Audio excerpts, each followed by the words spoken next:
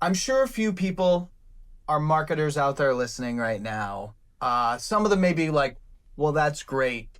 You're the NFL. You're big. You've got the visibility. You've got the passion. You've got this and that. But I work at XYZ. Oh, I can't do." We like to dispel that here at Okay. OnScope. So I would like to leave you with this final question.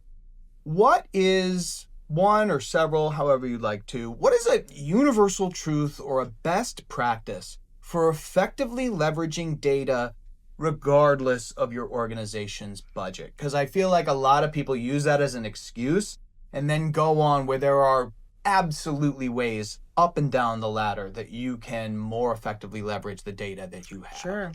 You don't need, the good news is you don't need a large budget to extract value. Told you.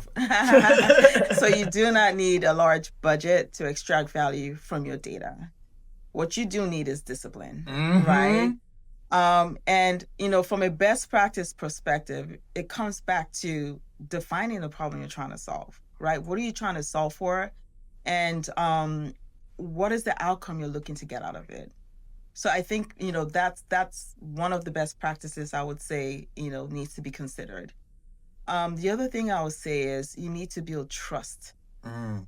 And when I talk about build trust, make sure that the data is clean, make sure the data is consistent, and make sure that the data is governed by a set of rules, right? Because you can have the most sophisticated AI, the most amazing MarTech capabilities. If that data is not reliable, you cannot deliver. Yep. So that's one of the biggest things I would call out. The other thing I'll call out is action, just being able to action against it. You don't Mm-hmm. need all the data under the sun. You just need Yes. the key data attributes or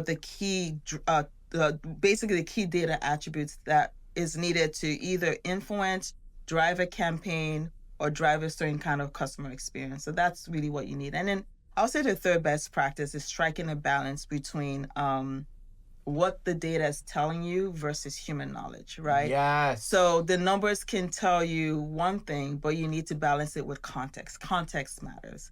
And I find that organizations that are able to balance the two between, the data and the what behind the numbers with the context, excel a lot in terms of getting to know their customers better. Mm-hmm. I just absolutely love all of that. And it occurred to me, two things. One, I'm so glad you said discipline because as I was hearing this process and how it kind of all netted out, that word kept popping up in my head. It's like, this is a disciplined approach to what can easily become overwhelming or so fast paced or Yep. all of this stuff. It's so central. And the other thing that I just truly appreciate is we barely talked about platforms and the wiring and the this and the that. We talked about objectives and strategies and the consumer and what we needed to solve. And I think that that is just such a great example for all of the marketers out there who are trying to make sense of the tech. Tech almost comes last. What are you trying to accomplish? What are the problems you have now? Then you will find the thing that fits, the thing that's going to solve your problem.